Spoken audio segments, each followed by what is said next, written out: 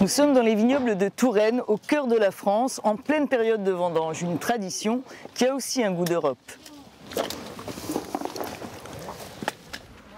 Mladen vient ici depuis plusieurs années de Bulgarie avec sa femme et l'une de leurs filles.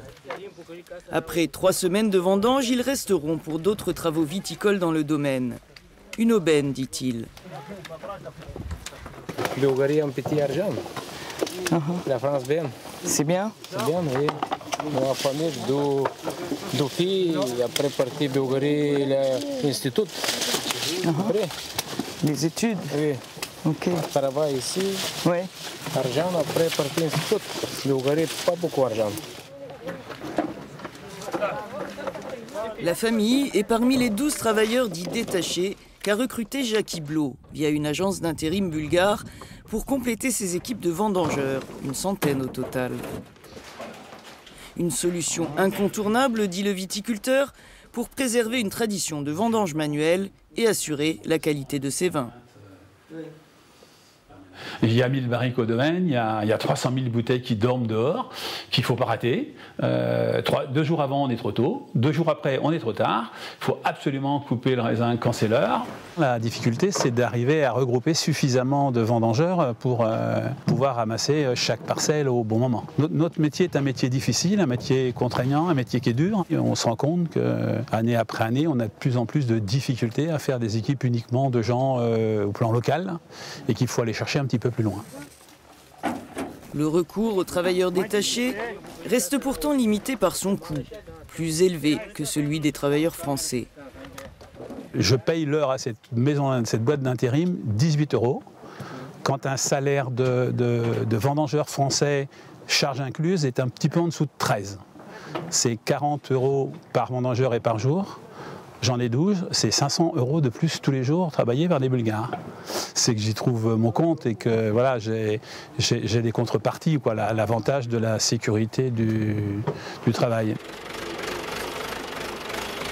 Cet autre viticulteur a lui aussi recouru dans le passé au service d'une agence d'intérim bulgare. Plus maintenant. Outre une équipe de gens du voyage qu'il emploie depuis longtemps pour les travaux saisonniers, il a recruté de façon permanente 2 employés bulgares.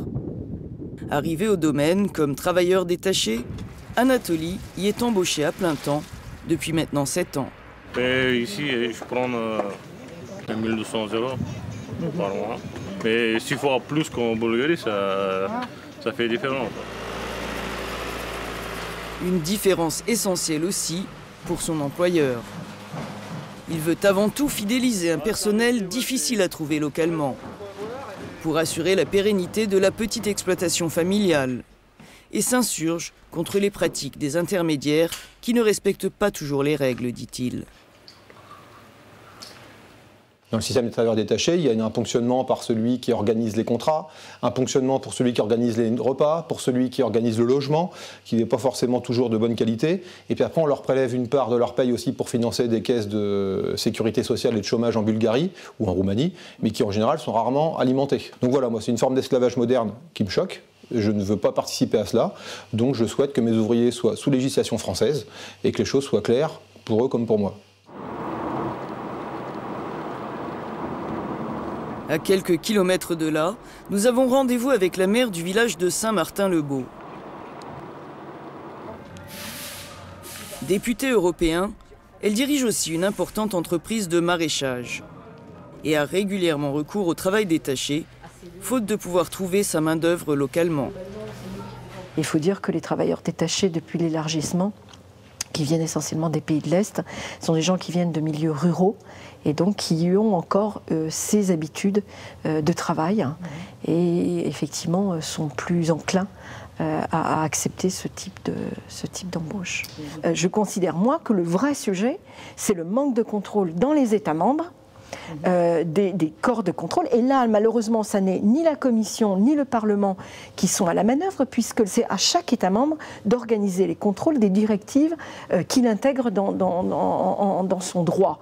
Donc, si en France, il y a des gens qui fraudent, il faut que les contrôles soient faits et qu'ils soient sanctionnés. C'est aussi simple que ça. Nous rencontrons l'une des équipes de saisonniers qui travaille régulièrement pour l'entreprise de maraîchage d'Angélique Delahaye, certains désormais en direct. L'un d'entre eux nous interpelle, il ne veut pas être reconnu. Il a eu affaire dans le passé à une agence d'intérim bulgare plus que douteuse. Il y a problème avec salaire, les heures, avec contrat, avec sécurité sociale. J'ai été déjà dans l'inspection du travail pour ça. Pour 8 mois, Oui. sécurité sociale, paye 3 mois. Oui. Franchement, 5 mois, travail black. Nous retrouvons un atelier et sa famille dans la ferme qu'il loue à son patron. Les abus liés au travail détaché, il en a lui-même fait les frais.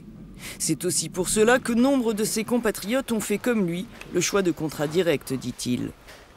Son objectif aujourd'hui, trouver un emploi fixe pour son épouse Petia, au chômage après de nombreux contrats temporaires. Leur rêve, acheter une maison et s'installer pour longtemps ici avec leur fils, arrivé en France il y a 1 an.